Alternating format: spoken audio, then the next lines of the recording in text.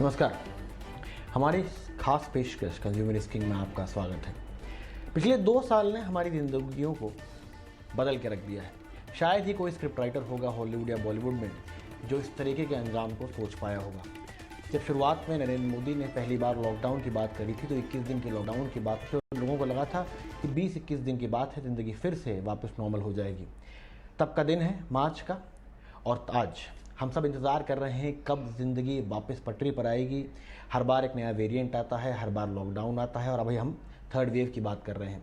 लेकिन इन सब के बीच सबके मन में सवाल एक ही है कि ये सब कब ख़त्म होगा। उसको लेकर एक अच्छी खबर आ सकती है।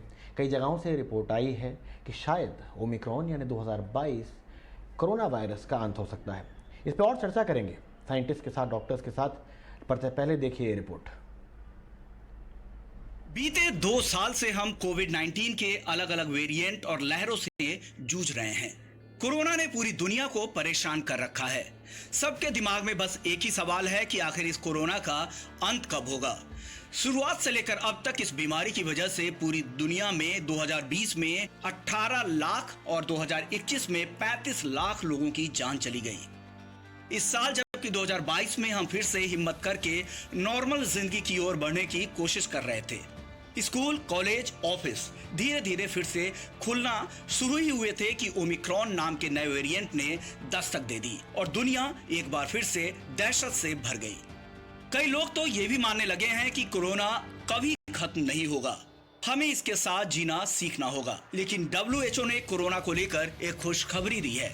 WHO का कहना है कि 2022 का साल कोरोना का आखिरी साल होगा, यानी हमें मास्क पहनने से आजादी मिल सकती है। WHO के हेड डॉक्टर टेड्रोस अधनोम ने 2022 में कोरोना के खात्मे की बात कही है, लेकिन साथ ही उन्होंने एक कंडीशन भी लगाई है। डॉक्टर अधनोम का कहना है कि अगर इस बीमारी को हमेशा के लिए खत्म करना है तो अमीर और विकसित देशों को अपनी वैक्सीन गरीब और अविकसित देशों के साथ साझा करनी होगी।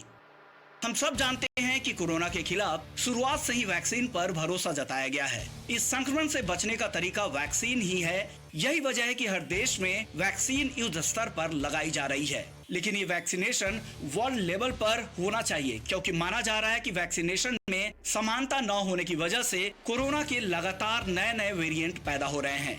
WHO के मुताबिक अब तक पूरी दुनिया में 9.29 बिलियन डोज वैक्सीन दी जा चुकी है। America, Britain, France, Germany, Australia जैसे देशों में जहां बूस्टर शॉट देने के प्रोग्राम जोर शोर से चल रहा है, लेकिन दुनिया के आधे देशों में केवल 40% वैक्सीनेशन ही हो पाया है। वैक्सीनेशन की असमानता का आलम यह है कि दक्षिण अफ्रीका जैसे देश में 4 में से 3 हेल्थ वर्कर्स को वैक्सीन नहीं लग पाई है। यही वजह है कि WHO वैक्सीन शेयर करने की बात कह रहा है। WHO की माने तो कोरोना को खत्म करने और नए वेरिएंट्स को रोकने के लिए 2022 की जुलाई तक पूरी दुनिया में 70% वैक्सीन का टारगेट पूरा करने की जरूरत है। और ये तभी होगा जब अमीर देश अपनी वैक्सीन गरीब देशों को मुहैया कराएंगे। ET नाउ स्वदेश। चलिए, मतलब कि ये खुशखबरी आ तो सकती है लेकिन शर्तों के साथ, और इसके लिए मेहनत हमें ही करनी पड़ेगी। क्या मायने हैं WHO के स्टेटमेंट के और क्या ये वाकई में हो सकता है, इस पर हम बात करेंगे अपने एक्सपर्ट से। हमारे साथ जुड़ चुके हैं डॉक्टर सौमित्र रावत, जो कि मेंबर है नेशनल टास्क फोर्स कोविड-19 के, और डॉक्टर अरुण के Chopra, senior consultant director cardiology Fortis Escorts hospital के। सौमित्र सर, आपसे पहला सवाल है, ये सवाल हर इंसान पूछ रहा है कि क्या ये पॉसिबल है कि कोरोना ख़त्म हो जाए, और कब ये जो जीवन जिससे हम पिछले 2 साल से एक अलग तरीके के जीवन से जूझ रहे हैं उससे हमें आज़ादी मिल सकेगी? आई थिंक कोरोना खत्म तो नहीं होगा, लेकिन जिस तरह आपने पहले भी बताया है कि कोरोना के साथ हमें साथ साथ जीना होगा। और जैसे इन्फ्लुएंजा भी है, इन्फ्लुएंजा हम लोगों को होता रहता है। जो फ्लू वैक्सीन है, मैं इंग्लैंड में 17 साल था, वहां पर फ्लू वैक्सीन हमें हर साल लगती थी। तो अभी जो कोरोना है उसकी वेव्स आ रही हैं, लहर आ रही है, सुनामी आ रही है। तो कुछ टाइम बाद ये होगा कि एपिडेमिक हो जाएगा, पेंडेमिक नहीं रहेगा। और जैसे जैसे हम लोगों की एंटीबॉडीज बनती जाएगी, वेदर वैक्सीन के थ्रू या इन्फेक्शन होने के बाद, तो हम कोरोना के साथ में साथ साथ रहेंगे। और ये अच्छी बात है। अगर आप स्पेनिश फ्लू को ही देख लीजिए जो 1918 में हुआ था और बहुत ज्यादा उसमें डेथ्स हुई थी, वो भी लगभग 3 साल के करीब चला था। तो उस हिसाब से देखें, अभी लगभग 2 साल हो गए हैं। वी आर ऑल होपिंग कि इस साल के एंड तक या नेक्स्ट ईयर तक ये एपिडेमिक हो जाएगा, पेंडेमिक नहीं रहेगा।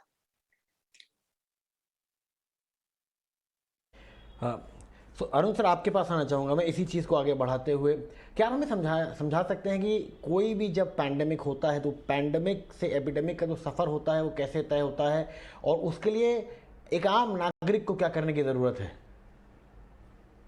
देखिए जी, पेंडेमिक तो मतलब सारी दुनिया में एपिडेमिक फैला हुआ है।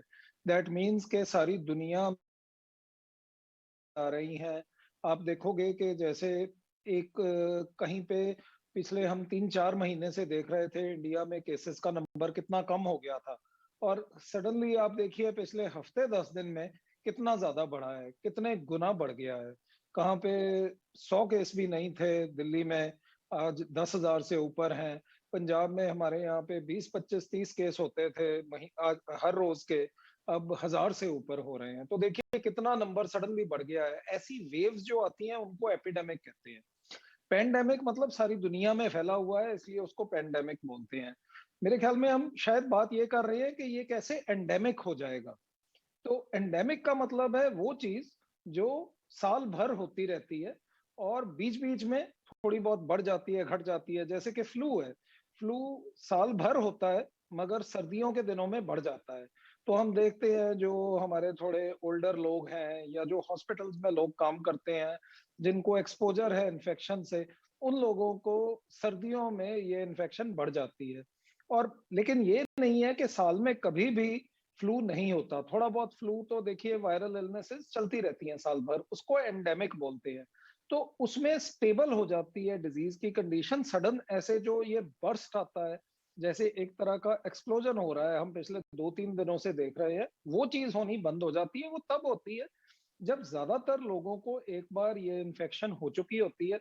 जैसे एक्सपर्ट्स बताते हैं कि अगर सारी पॉपुलेशन में 60-70% या उससे ज्यादा लोगों को एक इन्फेक्शन हो जाती है, तो उनको दोबारा अगर ये इन्फेक्शन को एक्सपोजर हो तो या तो उनको कोई प्रॉब्लम नहीं आती, अगर आती है तो माइल्ड आती है, जैसे थोड़ा बहुत जुकाम, खांसी, बुखार, जो कि 2-3 दिन रहा और हट गया। और अब हम ओमाइक्रॉन में ऐसा ही देख रहे हैं कि ये है तो बहुत ज्यादा इन्फेक्शियस, बहुत तेजी से फैल रहा है, मगर हम अगर इसके सिम्टम्स देखें तो सिम्टम्स काफी माइल्ड हैं। लोगों को बुखार होता है, उतना तेज भी नहीं होता, लंग्स की इन्वॉल्वमेंट कम हो रही है, और ज्यादातर लोग 1-2-3 दिन के अंदर इम्प्रूव कर रहे हैं। इसमें हॉस्पिटलाइजेशन की जो रिक्वायरमेंट है वो रिलेटिवली कम है पिछले वेरिएंट से, और जो इसीलिए लाइफ को रिस्क है वो भी रिलेटिवली कम है। सो इस तरह अगर ऐसी वेव्स आए जैसे कि ये वेव आई है बहुत ज्यादा तेज, तो इससे जिन लोगों को पहले कईयों को जिनको हो गया था उनको भी दोबारा हो रहा है, लेकिन जिनको नहीं हुआ वो बहुत सारे लोग हैं जो कि अब पॉजिटिव हो रहे हैं। तो इस तरह ग्रेजुअली सब लोगों को कुछ ना कुछ एक्सपोजर या वैक्सीनेशन से या इस ओमाइक्रॉन वेरिएंट से एक्सपोजर हो रहा है टू कोविड। और एक बार ज्यादातर दुनिया की पॉपुलेशन को हो जाएगा तो फिर दोबारा इस तरह की वेव्स आने का चांस कम है।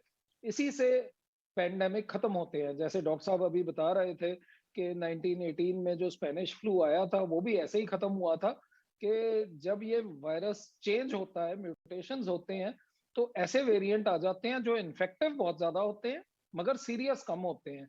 तो उनके आने से ही एक्सपोजर ज्यादा होता है, वो एक किस्म से वैक्सीन का काम करते हैं और जो पॉपुलेशन है वो बेटर प्रोटेक्ट हो जाती है। सो ये उम्मीद है, और आई थिंक इसी उम्मीद के साथ WHO के एक्सपर्ट्स ने ये कहा है कि शायद 1 आध साल के अंदर ये पेंडेमिक कंट्रोल में आ जाए।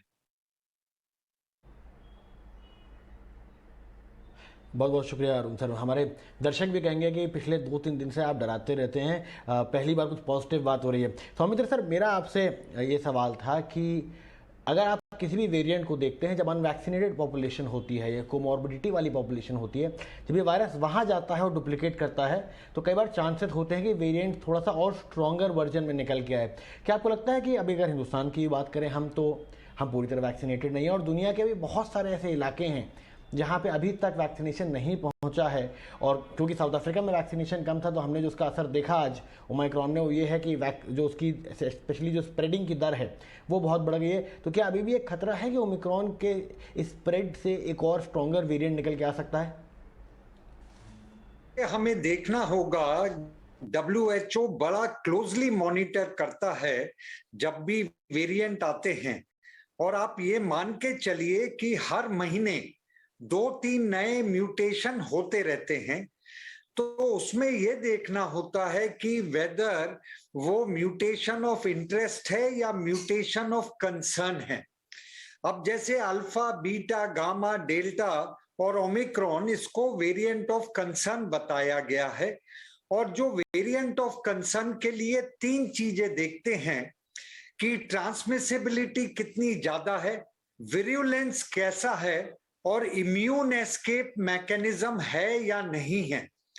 अब जैसे ओमिक्रॉन को लीजिए, ट्रांसमिसिबिलिटी जो बोलते हैं 3 to 5 टाइम्स है डेल्टा के उससे, और जैसे मेरे को पैनलिस्ट ने भी बताया है विरुलेंस कम है। अगर आप पिछला वेव देखें तो 20% लोग हॉस्पिटल में एडमिट हो रहे थे, और जो अभी का है रिकॉर्ड, दिल्ली में केवल 3.7% लोग हॉस्पिटलाइज हो रहे हैं और बॉम्बे में 5% हो रहे हैं। अगर आप इंग्लैंड का देखें, वहां 1000 में से केवल 6 लोग एडमिट हो रहे हैं, क्योंकि उनका वैक्सीन का कवरेज थोड़ा ज्यादा है। जब आप वैक्सीन लेते हैं, चाहे आप 1 डोज लें, 2 डोज लें, अगर आपको इन्फेक्शन होता है वो माइल्ड होता है, और माइल्ड होता है तो हॉस्पिटलाइजेशन की जरूरत कम होती है। तभी हम लोग कहते हैं कोविड एप्रोप्रिएट बिहेवियर हमें कंटिन्यू रखना है, मास्क लगाना है, नाक और मुंह कवर होना चाहिए। जब भी आप घर से बाहर निकलें, 6 गज की दूरी रखिए। कोई भी अगर आप एक्सटर्नल सरफेस टच करते हैं, हाथ को धोइए या सैनिटाइज करिए। और अगर अभी भी आपने सेकंड डोज नहीं ली है, बहुत सारे लोग हैं करोड़ों की संख्या में जिन्होंने फर्स्ट डोज ली है, सेकंड डोज नहीं ली है, वो प्लीज सेकंड डोज लें। अभी भी हमारे कंट्री में 90% एडल्ट पॉपुलेशन को फर्स्ट डोज मिल चुकी है, सेकंड डोज भी 62% से ज्यादा है। जैसे जैसे वैक्सीन कवरेज बढ़ेगा, वो हमारे हित में है कि डिजीज माइल्ड होगा और हमारा जो सीवियर केसेस नहीं होंगे, हॉस्पिटल में जाने की जरूरत नहीं पड़ेगी।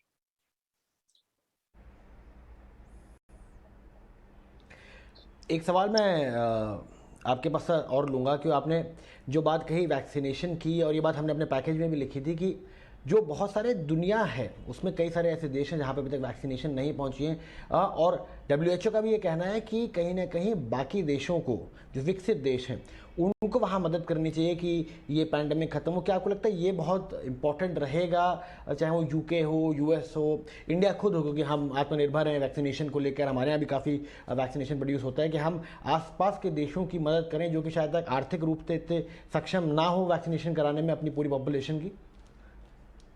आई थिंक ये बहुत जरूरी है, बिकॉज ये जो डिजीज है कोरोना वायरस, ये ग्लोबल डिजीज है। अगर कोई कंट्री सोचे कि अगर हम अपने सारे पॉपुलेशन को प्रोटेक्ट कर लें और कोरोना खत्म हो जाएगा, वो पॉसिबल नहीं है। ये हमने ओमिक्रॉन में देख लिया है। अब आप देखिए, अमेरिका में 10 मिलियन, मतलब 10 लाख से ज्यादा, 8 मिलियन केसेस एवरी डे हो रहे हैं। एवरी डे मतलब 10 लाख केसेस होना बहुत बड़ी बात होती है। अब अगर यही रहेगा, जो गरीब देश भी हैं, अफ्रीकन देश हैं, साउथ अमेरिकन हैं, जहां पर वैक्सीन नहीं दी गई है, अगर हम पूरे ग्लोबल अगर हम वैक्सीनेशन करते हैं तो वो बहुत बहुत बहुत ज्यादा बेहतर रहेगा। तो उसमें ये रहेगा कि जो कोरोना वायरस को धीरे धीरे धीरे धीरे म्यूटेशन करने का चांस नहीं मिलेगा और धीरे धीरे वो पेंडेमिक से एपिडेमिक की तरफ बढ़ जाएगा।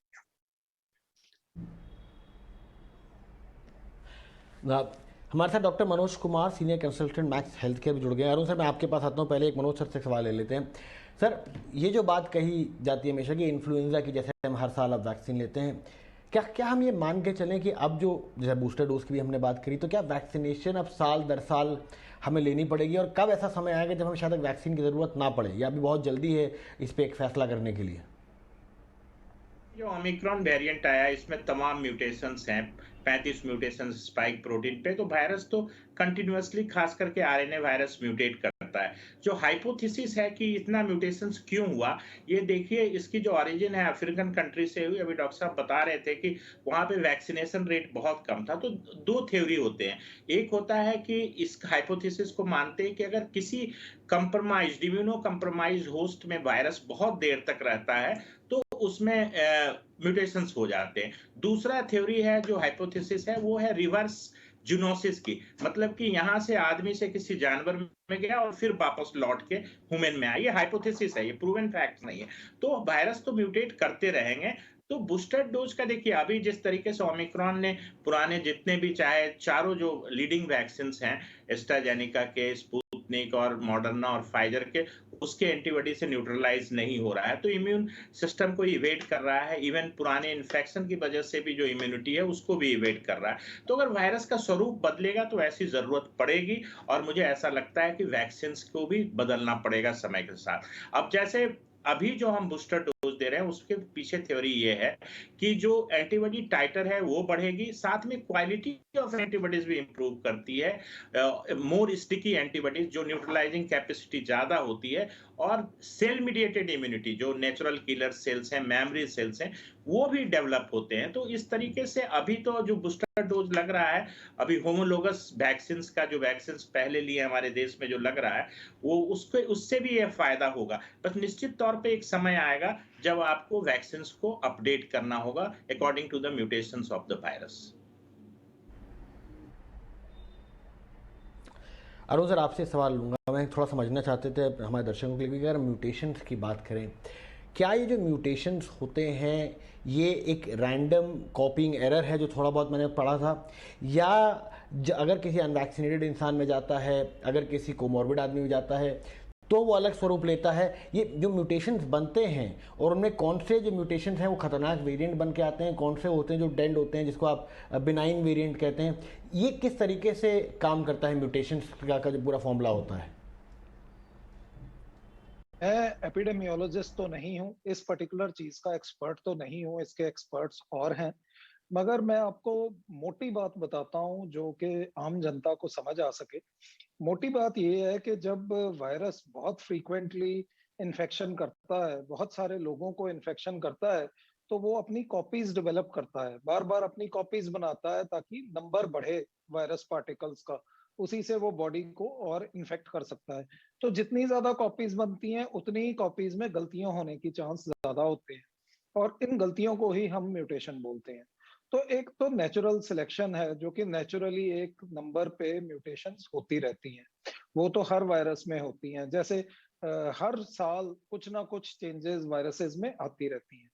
मगर जब कई सारे लोग हैं जो वैक्सीनेटेड हैं, कई सारे लोग हैं जो अनवैक्सीनेटेड हैं जिनमें इम्यूनिटी अच्छी नहीं है, या कई ऐसे लोग हैं जो इम्यूनो कॉम्प्रोमाइज्ड हैं, जैसे जिन लोगों को किडनी की बीमारी, हार्ट की बीमारी, लंग की बीमारी, या कोई कैंसर्स हैं, कोई इम्यूनो सप्रेसिव जो इम्यूनिटी को सप्रेस करने वाली मेडिसिन ले रहे हैं, जिनको डायबिटीज की बीमारी है, या जिनकी उम्र ज्यादा है, 65 से ऊपर है, इन लोगों की इम्यूनिटी थोड़ी कम होती है। तो इनमें से जो वायरसेस की म्यूटेशंस होके निकलती हैं, वो ऑफन ज्यादा विरुलेंट होती हैं, जैसे डॉक्टर साहब अभी बोल रहे थे कि वो ज्यादा ऑफन स्ट्रांग होती हैं, वो ज्यादा इन्फेक्शियस ही नहीं होती, वो ज्यादा नुकसान भी पहुंचाती हैं पेशेंट को जब वो हो जाए। बट बहुत बार ऐसी भी वेरिएशंस डेवलप करती हैं, जैसे अगर कोशिश अब यही हो रही है कि ज्यादा से ज्यादा लोगों को वैक्सीनेट किया जा सके, ताकि जिन लोगों को इन्फेक्शन नहीं हुई उनको भी वायरस का एक्सपोजर हो सके। तो ऐसी म्यूटेशंस निकलें जो कि माइल्डर हों, और उन लोगों को भी अगर इन्फेक्शन हो तो वो माइल्डर हो, क्योंकि उनके लिए वायरस एक नया पार्टिकल नहीं होगा। उनके पास वैक्सीन के कारण कोई ना कोई एंटीबॉडीज, कोई ना कोई मेमोरी सेल्स, कोई ना कोई प्रोटेक्शन डेवलप हुई होगी अगेंस्ट द इन्फेक्शन। तो वो माइल्ड इन्फेक्शन के रूप में उनको सामने आएगी जब भी ये वायरस इन्फेक्ट करेगा। और जो म्यूटेशंस आएंगी आगे चल के, वो बिनाइन म्यूटेशंस रिलेटिवली आएंगी, जो कि इन्फेक्टिव तो ज्यादा या कम हो, लेकिन वो सीरियस कम हो। और इसी उम्मीद पे काम चल रहा है कि ज्यादा से ज्यादा लोगों को वैक्सीनेट किया जाए, ताकि लोग प्रोटेक्टेड रहें और आगे जो वेरिएशंस निकले उनसे हमें बिनाइन ही इलनेस हो और ग्रेजुअली ये पेंडेमिक खत्म हो।